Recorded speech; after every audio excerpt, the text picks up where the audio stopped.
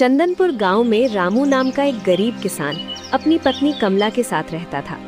भाग्य का मारा बेचारा रामू बड़ी ही मुश्किल से अपना भरण पोषण करता था, जिसके कारण उसकी पत्नी कमला हमेशा उससे नाराज रहा करती थी और उसे खरी खोटी सुनाया करती थी। सुनती हो भाग्यवान, मैं खेत पर जा रहा हूँ, तुम आज का खाना वहीं लेते आना। हाँ, क्यों नहीं।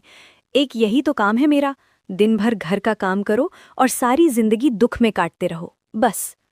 अरे तो और क्या करूं मैं, दिन भर तो खेतों में मेहनत मजदूरी करता हूं। अब अगर मेरे भाग्य में ही सुख नहीं लिखा तो इसमें मेरी क्या गलती। और फिर रामू खेत पर चला जाता है और फसलों को बोने लगता है। इधर उसकी पत्नी कमला रसोई घर में रामू के लिए दोपहर का भोजन बना रही थी कि तभी लो, अब ज्वार भी खत्म हो गया, अब क्या बनाऊं इनके लिए। मेरी तो किस्मत ही खराब है। एक काम करती हूँ, फिलहाल गीता के यहाँ से ही थोड़ा अनाज मांग कर ले आती हूँ, फिर कल का कल देखेंगे। इसके बाद कमला अपनी देवरानी गीता के यहाँ जाती है। अरे गीता, घर पर कोई है भी कि नहीं? अरे दीदी, आप आइए ना। तुम्हारे ठाठ हैं गीता, जो इतने बड़े पक्के घर में रहती हो, मनचाहा खाती हो, मजे में रहती हो। वरना एक मुझे देख लो, पूरी जिंदगी बस दुख काटते काटते ही गुजर गई। अरे दीदी, आप आइए ना। कैसी बात करती हो जीजी, ये घर भी तो आप ही का है, जब मन करे चले आया करो।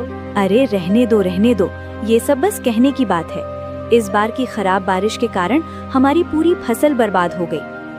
हाँ दीदी, ये तो आपने बिल्कुल सही कहा। इसलिए तो इन्होंने इस बार पारंपरिक अनाज के साथ साथ खेत में औषधीय फूल और सब्जियां भी लगाना शुरू कर दिया है। क्या कहा? औषधीय फूल और सब्जियां?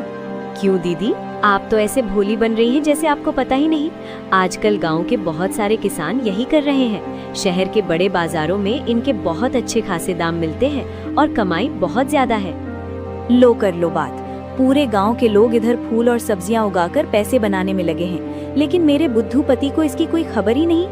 अजी, गीता के यहाँ से अनाज लाने के बाद कमला जल्दी जल्दी रामू के लिए खाना बनाती है और उसे भोजन देने खेत में जा पहुँचती है, जहाँ रामू अपनी सूखी फसल बोने में लगा हुआ था।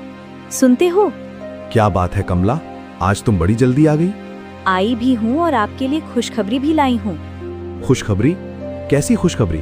मैं कुछ समझा नहीं। इतने समझदार तुम होते तो आज मुझे ये दिन देखने पड़ते। जब देखो तब काने मारती रहती हो। अब बताओ भी, आखिर बात क्या है? आपको पता भी है, पूरा गांव औषधीय पौधों और सब्जियों की खेती कर रहा है। सुना है उसमें पैसे भी बहुत ज्यादा मिलते हैं।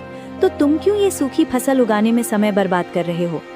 भाग्यवान, अगर सभी सिर्फ महंगी चीजें ही उगाएंगे तो पेट भरने के लिए अनाज कौन उगाएगा? सुनो जी, मैंने दुनिया भर का ठेका नहीं ले रखा, समझे?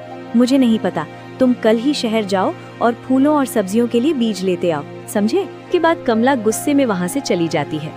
उसी शाम रामू अपनी थोड़ी बहुत बची फसल बेचकर कुछ पैसे घर लाता है और कमला को देते हुए बोलता है, अरे लेकिन वो कमला, ये फसल बेचकर कुछ पैसे मिले हैं, इसे संभाल कर रख देना।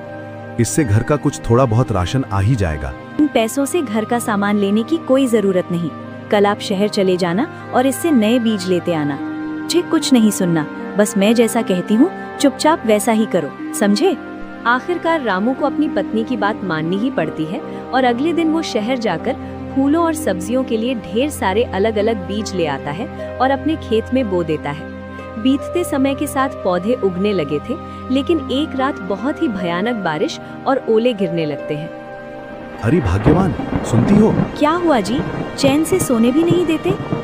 देखो तो सही, कितनी तेज बारिश हो रही है और साथ में ओले भी गिर रहे हैं। लगता है जैसे कोई तूफान उठा है। सही कह रहे हो जी, ये अचानक इतनी तेज तबाही कैसे शुरू हो गई?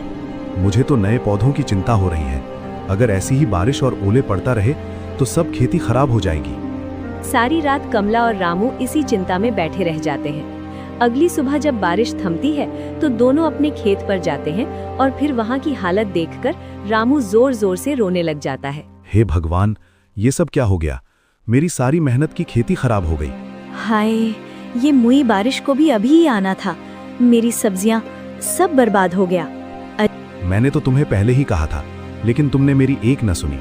अब लो, अब तो हमारे खाने के भी लाले पड़ गए। खेती बर्बाद होने की चिंता में बेचारा रामू अपने आंगन में बैठा था कि तभी रामू का छोटा भाई लखन वहां आता है। भैया, ऐसे उदास